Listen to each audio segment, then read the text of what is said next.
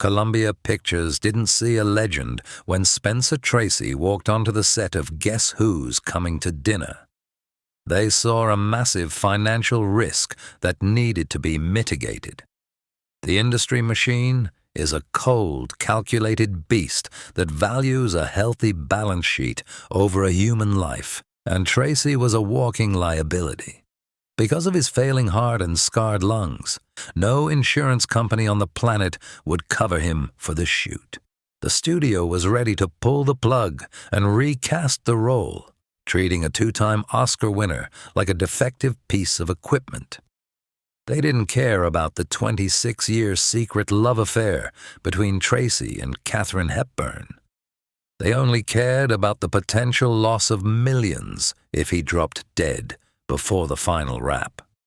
To save the production, Hepburn and director Stanley Kramer had to put their own massive salaries into an escrow account as a personal guarantee. This wasn't a gesture of artistic purity. It was a desperate gamble against a corporate machine that had already written Tracy off. The truth is that the studio was counting down the minutes until they could legally replace him. Most people watch this classic film and see a heartwarming story about progress, but if you're sharp enough to see the corporate greed and the literal blood on the lens, then you belong here. Prove you're smarter than the average viewer, and subscribe right now to get the real story behind the screen. Once you let the studio machine dictate the terms of a human life, you enter a slippery slope that ends in total exploitation. It started with a single insurance clause and quickly spiraled into a set environment where every cough from Tracy sent executives into a legal frenzy. Stop lying to yourself and imagining a peaceful, respectful, closed set. It was a high-pressure cage.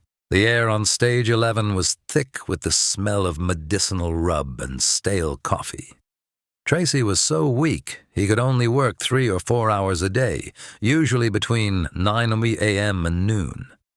After that, his voice would thin out into a raspy whisper, and his skin would take on a terrifying gray, translucent tint.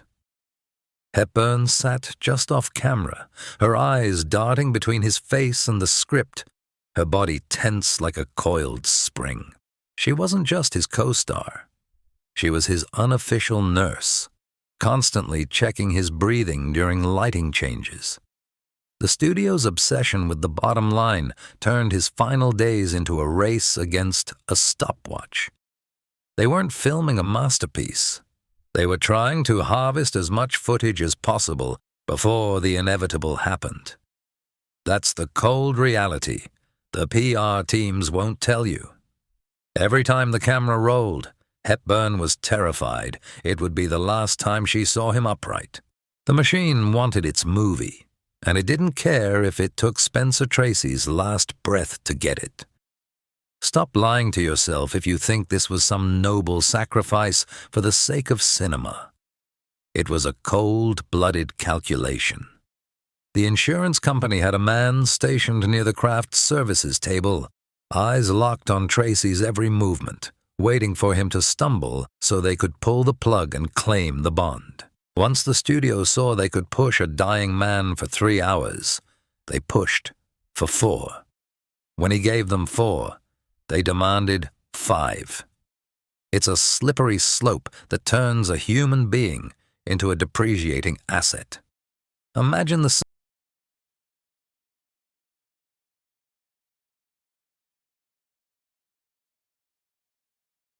of the table is literally fading away before their eyes.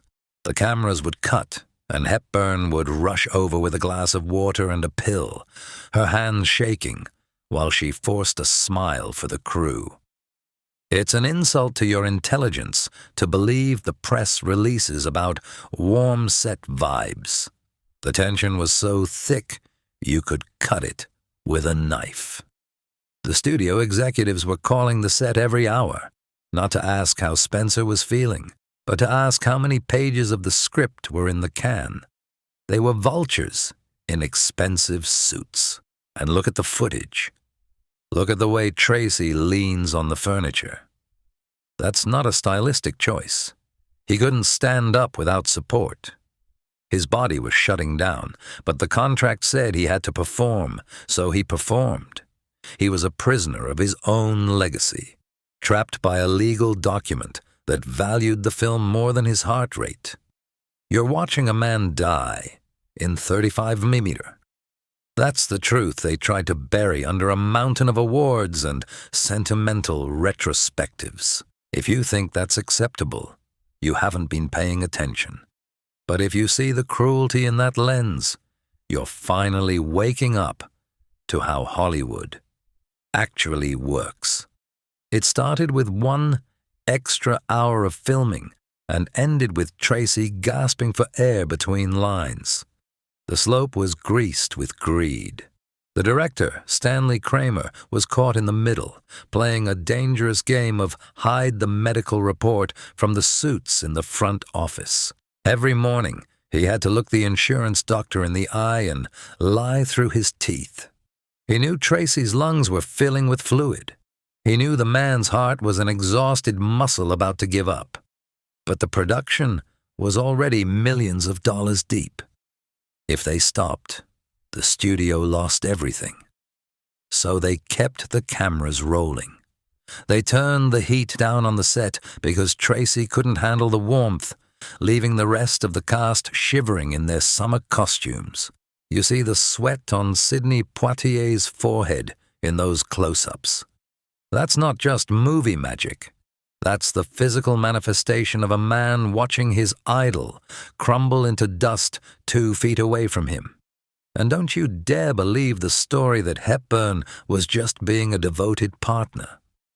She was a woman possessed by the need to protect his dignity while the industry tried to strip it away for a profit margin.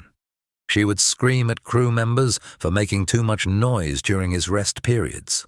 She was the wall between a dying man and a corporation that wanted to squeeze one last drop of sweat out of him. The slippery slope didn't just affect Tracy.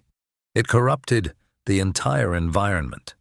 It turned a creative space into a high-stakes ICU ward where the price of admission was your soul. The studio didn't care about the art. They cared about the fact that a dead Spencer Tracy meant a huge marketing hook.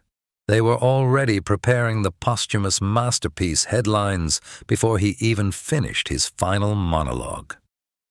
Look at his final speech in the movie. It's 7 minutes long. That's an eternity for a healthy actor, let alone a man whose heart was failing. They had to film it in tiny chunks, sometimes just 10 seconds at a time. Between every take, Hepburn would rush in with an oxygen tank hidden behind a floral arrangement. They were literally pumping life back into him so he could say one more line about love and tolerance. It's the ultimate irony. The movie is about breaking down barriers, yet the production was built on the most rigid, heartless corporate barriers imaginable. If you want the real story, look past the smiling faces on the movie poster.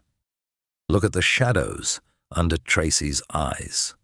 Look at the way Hepburn's lip quivers, not because of the script, but because she can hear his labored breathing. You're being lied to by every classic movie documentary that calls this a beautiful farewell. It was a corporate execution, caught on film. Now ask yourself, would you do it? Would you let a camera crew film your final gasps for a paycheck that goes into an escrow account you'll never touch? That's the reality of the Hollywood machine. It's a factory that processes human life into content. And the worst part is, we clap for it. We give it Oscars. We call it brave. But there is nothing brave about a studio forcing a dying man to work until he collapses just to protect their bottom line. That is pure, unadulterated exploitation. The slippery slope started with a signature on a contract and ended in a funeral. 3 days after the final wrap. They got their movie. They got their money. And all it cost was the last few days of peace a legendary man had left. If you can handle the truth about the dark side of fame and the cost of the perfect shot, you need to hit that subscribe button right now. We don't do fluff here. We do the cold, hard facts that the PR departments want to bury. Stop being a casual observer and start seeing the industry for what it really is. The next time you watch a classic, remember the blood on the lens. Remember that every frame has a price, and sometimes that price is a human life. The studio won this round, but by knowing the truth, you're making sure they don't win the next one. We're pulling back the curtain on every single lie they've told you for decades. Stick around, because this is just the beginning of the real Hollywood story. The final scene Tracy filmed wasn't just a performance. It was a biological miracle and a corporate crime happening in real time. He stood there, his skin almost translucent, delivering a 7-minute monologue that he'd rehearsed for weeks because he knew his memory was fading alongside his pulse. Every time the director shouted, "Cut!" the crew didn't applaud. They rushed to him with chairs and blankets as if he were a crash victim.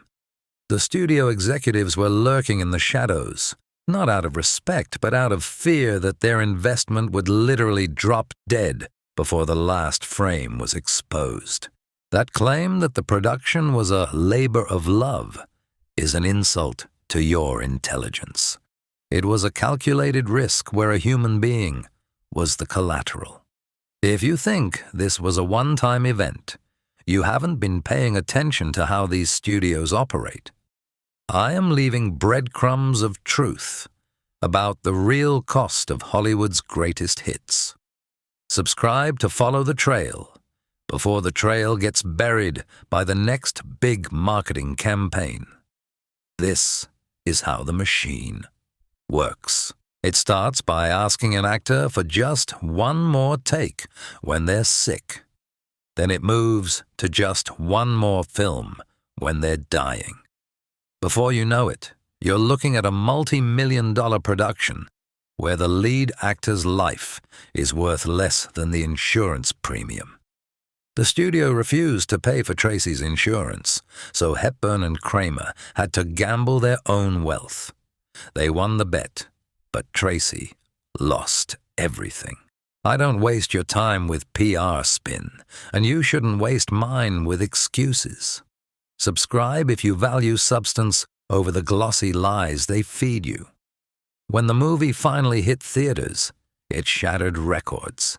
It made nearly $70 million. The Academy gave it 2 Oscars. The studio heads toasted to their success in wood-paneled boardrooms while Tracy was already in the ground. The final receipt for Guess Who's Coming to Dinner was written in black ink and red blood. It cost 48 days of agonizing labor, a massive insurance gamble, and the literal life of a Hollywood icon who didn't even live long enough to see the color grading. That is the price of the perfect shot. That is the cost of your entertainment. The machine got its masterpiece, and all it cost was the dignity of a man who deserved to die in a bed, not under a spotlight. 17 days. That is exactly how long Spencer Tracy lived after the director yelled rap for the very last time. He didn't get a standing ovation in a crowded theater. He didn't get to hear the critics call his performance a masterclass. He finished his final lines, walked to his car, and his body basically disintegrated because the machine was finished with him. The industry didn't just take his time. It took his life force and sold it back to the public for $6 a ticket. You have to see this for what it was. A corporate execution disguised as art. While Katharine Hepburn was sitting in a quiet room, grieving the man she had spent a lifetime protecting, The studio executives were staring at spreadsheets in glass offices. They didn't see a tragedy. They saw a marketing goldmine. They knew a dead legend was worth 10 times more than a living actor. This channel isn't for everyone. If you're easily offended by the cold, hard facts behind the glitz and glamour, do not subscribe. I don't do fluff, and I don't do fairy tales. I show you the blood on the red carpet and the dirt under the fingernails of the people who run this town. The slippery slope didn't stop with Tracy. It became the standard operating procedure. It set the precedent that as long as the film is a hit, the body count is just a line item in the budget. They didn't care that he had to be carried to his chair between takes. They didn't care that his heart was failing in real time while he spoke about a future he knew he would never see. All they wanted was that final, tear-jerking close-up for the trailer. Only the mentally resilient made it this far into the video. Hit subscribe, survivor, because you're one of the few who can actually handle the truth about how the sausage gets made. The studio didn't even have the decency to wait for the funeral flowers to wilt before they started bragging about the record-breaking box office numbers. The movie went on to make over $60 million in 1967.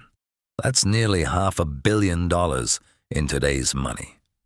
The Academy threw 2 Oscars at the production, like they were hollow apologies for a literal death march. Here is the final receipt for your entertainment. It reads, $67 million in revenue, 2 golden statues, and 1 dead icon who didn't live long enough to see the color grading.